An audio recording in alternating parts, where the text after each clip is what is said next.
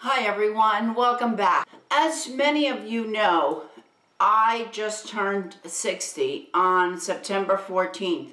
I thought I would come on here and just talk a little bit about how I've been feeling.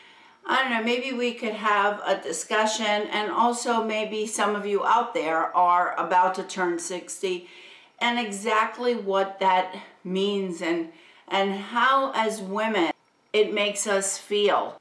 As I was approaching 60, I kept thinking, oh my gosh, it just feels as if yesterday I was in Mrs. Alvino's second grade class learning how to speak English. Or I was dancing to American Pie in the school gym in 73 or something, 73, 74. It seems like just yesterday my children were born, and here I am today, and I'm turning 60. What have I done with my life? How do I really feel about it? I really enjoy life. I always have. I want to say right now at the beginning that I did watch Kristen 321 and Melissa 55. They just did a car chat. I don't know when this video is going up, but this morning I was watching them, and that got me to thinking about disappointment and worrying, and along with this turning 60. And I'll leave a link to those videos down below. While I thought, oh my gosh, Marlene, you're turning 60. That is a huge number. Honestly, I don't know what 60 is supposed to feel like, but I certainly don't feel 60. I feel probably, I don't know, 35 or 40. Honestly, I feel that I can still wear the same type of makeup I wore in my 30s. You know that. I wear my hair purple, and I have no intention of changing my hair color, regardless of what other people think. As far as physical, I've gone through cancer, and I survived that. When we think about 60, I think about my grandmother, and I think about my mom, and how it was when they were this age. My grandmother certainly had always been very much in going to the beauty parlor every week and wearing makeup. My mother's 81, she'll turn 82 in a couple of weeks, and my mother still goes to Macy's and spends a bundle on her skincare and her makeup products, and she loves it. I suppose that if I'm going to talk about regrets, do I have regrets in my life? I think maybe we all have some type of regret, but it's nothing that I dwell on.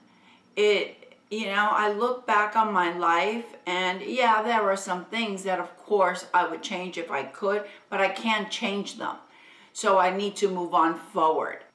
I don't like the fact that I wake up with new wrinkles every day, and my hair isn't growing as fast as it used to.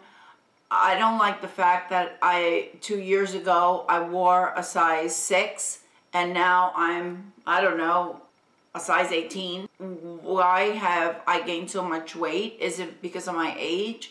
Or is it because I'm eating the wrong foods? I don't think I'm eating anything different.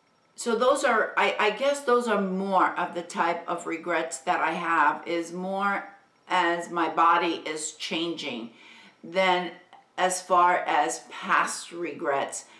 I think that when we approach this age, it's, at least for me, it has been a time to really stop and think, okay, I can't change anything of the past, so let me just move forward. And let me try to be a better person. Try to accept myself the way I am.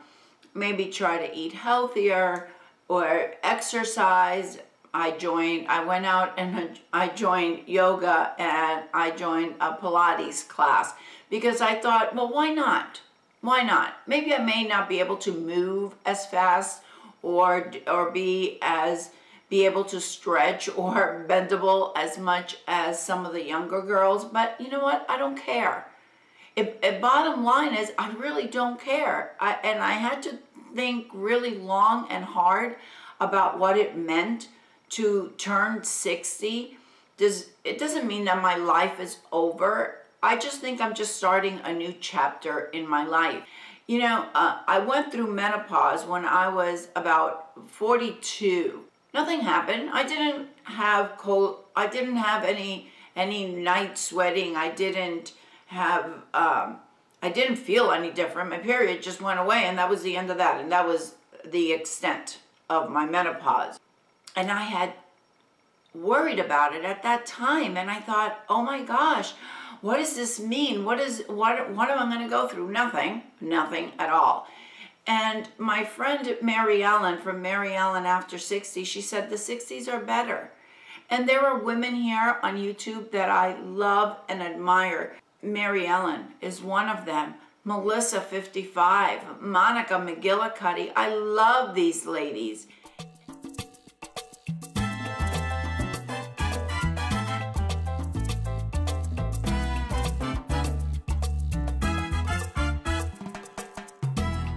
They all look beautiful. They have their life, they enjoy life, they go on vacation, they have their families, and they didn't sit down and just dwell on that number. And I thought, what a good image that is for so many of the ladies out there. And I hope I could do the same, or even come close to what they have done for me to turn around and do it for other ladies. I think I really had to stop and think hard about things that I haven't accomplished. And can I accomplish them now? When I wanted to be a food and restaurant manager and I wanted to be a food and beverage director, I accomplished it. I did it. I had my degree and I went and I did it, and I think I did an awesome job. And when I wanted to become a teacher, I did. I went out and I became a teacher, and hopefully I have touched some lives and I helped children. I wanted to be a college professor and I wasn't able to finish my doctorate's degree, and that is probably a regret that I have, that I wasn't able to finish my dissertation, and that was basically because of finances more than anything else.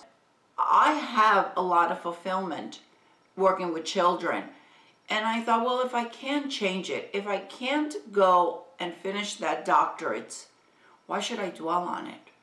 Why should I sit here and just dwell? It's not going to get me anywhere. And when I was watching Melissa and Kristen talking about worry, I used to worry a lot, and now I kind of let it go. And I don't worry about so much. Yeah, there might be some things that get to me, and I think about it a little bit more than I should. But you know, when I was my first year in college, I took a speech class, and in that class we had to write a 3-minute speech, and my 3-minute speech was worrying. That was the title of it.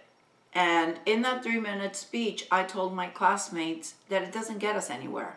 It doesn't change the outcome. It doesn't change what has happened. You could sit and worry forever, and it's not going to change a gosh darn thing. If worrying would change something, then let's all sit down and worry. Let's sit all down and worry about world hunger.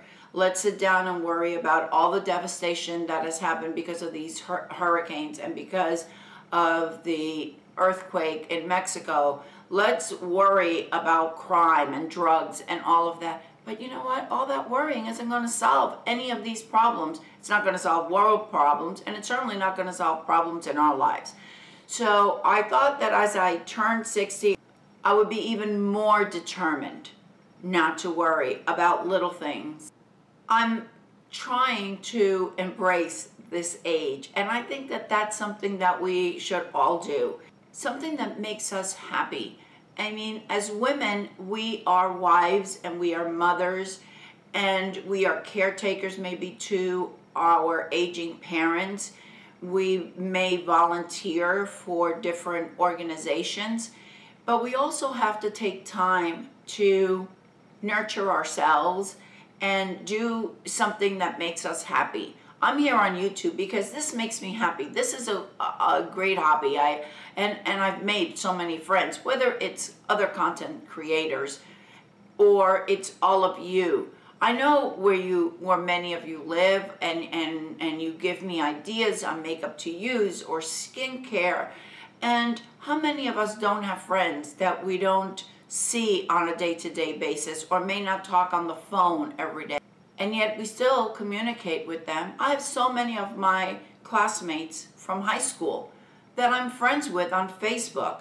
I haven't seen them, I don't know, in 40 years, but we still communicate back and forth. And it's very much similar to what you and I do. What I'm trying to say is that we have to do things that make us happy. In this case, it made me happy to go and sign on that dotted line to join that Pilates class and to take yoga a couple of times a week. It makes me happy to sit here in front of the camera and talk to all of you. I'm just as happy now as I was when I first started. I enjoy doing this. I enjoy playing with makeup, and I love getting a comment and saying, wow, you gave me a great idea. Or, oh, I'm gonna go through my old favorites and start going through my stash. So all of this is making the Marlene that has just turned 60. At first, I cried the week before I turned 60, and I thought, I cannot believe it. I am turning 60. I am an old lady. And then I stopped and I said, an old lady, my butt. I am not an old lady. I am not going to look at 60 as if I'm old. I'm going to look at 60 as a new chapter, as I am going to continue doing what I have been doing as far as my hair and makeup and all is concerned. I'm going to go back to the size that I was. I'm going to embrace it, and I'm going to look forward to other things in my life that I may not have looked at before. I'm certainly not going to sit and dwell on any regrets and all the could-haves and should-haves and would-haves in my life. I'm not going to do that. I'm going to just look forward, do things maybe differently, or maybe do things better as much as I can. And I hope you will too. I hope that if you're approaching 60 and you are in a state of devastation, as I was the week before I turned 60, and I want to tell you, I was in that state of devastation the week before I turned 30. And I was in a total devastation 2 weeks before I turned 20. Oh my gosh, I'm leaving my teens. How could this be? How could this be happening to me? And here I am, turning 60. I hope that it will be a good journey. I hope it will be a good chapter. And I hope that if you are turning 60 soon, you also embrace it and look forward and do things that make you happy and do things that you have a passion for, regardless of what it is. So now this is a chapter where we do things for ourselves. I hope you're all having a wonderful day. And don't forget, ladies, follow your passion, whatever it may be. I'll see you next time. Bye.